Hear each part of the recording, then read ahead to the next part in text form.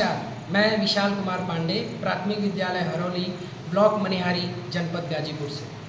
आज हम लोग कक्षा 4 के एक नए टॉपिक हमारा भोजन, जो कि हमारा परिवेश के अंतर्गत आता है, इस पर चर्चा करने वाले हैं। सबसे पहले ये जान लेना बहुत ज़रूरी है कि भोजन क्यों आवश्यक है, हमें भोजन की आवश्यकता क्यों पड़ती है। तो भोजन की आवश्यकता हमें ऊर्जा देने के लिए भोजन की आवश्यकता पड़ती है। ऊर्जा शरीर को तुरंत काम करने लायक बना देती है। तो बच्चों, आज हम लोग शुरू कर रहे हैं हमारा भोजन। क्या शुरू कर रहे हैं? Very good. आइए देखते हैं कि भोजन क्या होता है।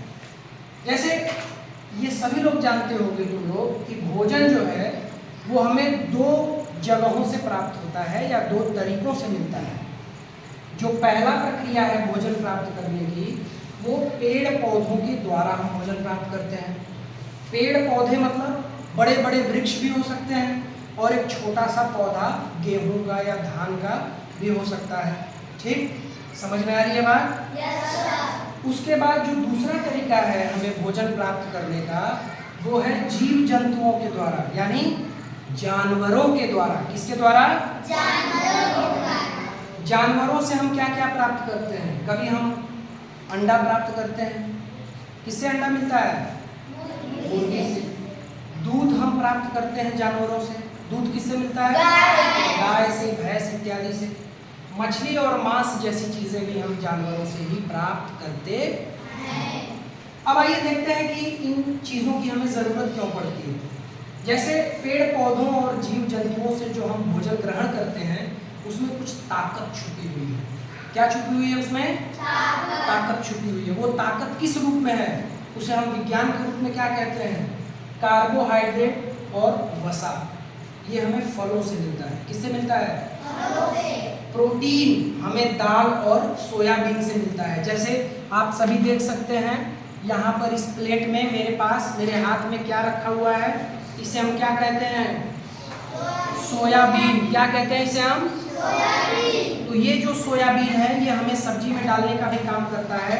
और इस सोयाबीन से हम क्या प्राप्त करते हैं? प्रोटीन। जोर से बोलो। प्रोटीन। तो इस सोयाबीन से हम प्रोटीन प्राप्त करते हैं। इसी तरह दाल, अरहर की दाल हो और अन्य प्रकार की जो दाल है, तुअर की दाल हो, उससे हम क्या प्राप्त करते हैं?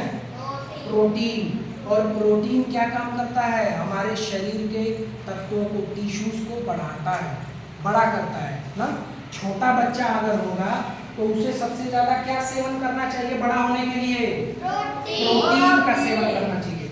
और याद रखना, दूध में भी, मक्खन में भी प्रोटीन पाया जाता है। तीसरा है विटामिन। विटामिन किससे मिलती है? क्या खाने से? हरी सब्जियों को खाने से हमें क्या मिलती है? विटामिन। इसी प्रकार आप देख सकते हैं कि यहाँ पे कुछ सब्जियां भी हैं, जिसमें आप क्या देख रहे हैं? ये आपको क्या दिख रहा है प्लेट में? आलू। और ये कैसा मिर्च? हरा मिर्च। कैसा मिर्च? इसी प्रकार आप प्याज और लहसुन भी देख सकते हैं कि किस तरह से हम लोगों ने यहाँ पे इसका उपयोग किया है। आप देख सकते हैं कि किसान भाई हमारे बड़ा मेहनत करते हैं और गेहूं, चावल इत्यादि उत्पन्न करते हैं। तो यहाँ पे प्लेट में क्या दिख रहा है आप सबको?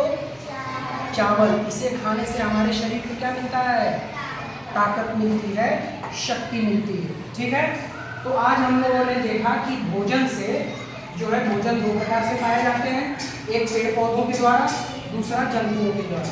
पेड़ पौधों से जो भोजन मिलते हैं उसमें हमें कार्बोहाइड्रेट, प्रोटीन, विटामिन मिलती है। और जो जंतुओं के द्वारा भोजन हम प्राप्त करते हैं उसमें भी हमें विटामिन, कार्बोहाइड्रेट और प्रोटीन मिलती है। तो कुल मिला जुलाकर हमें भोजन से बहुत सारे लाभ होते हैं। धन्यवाद।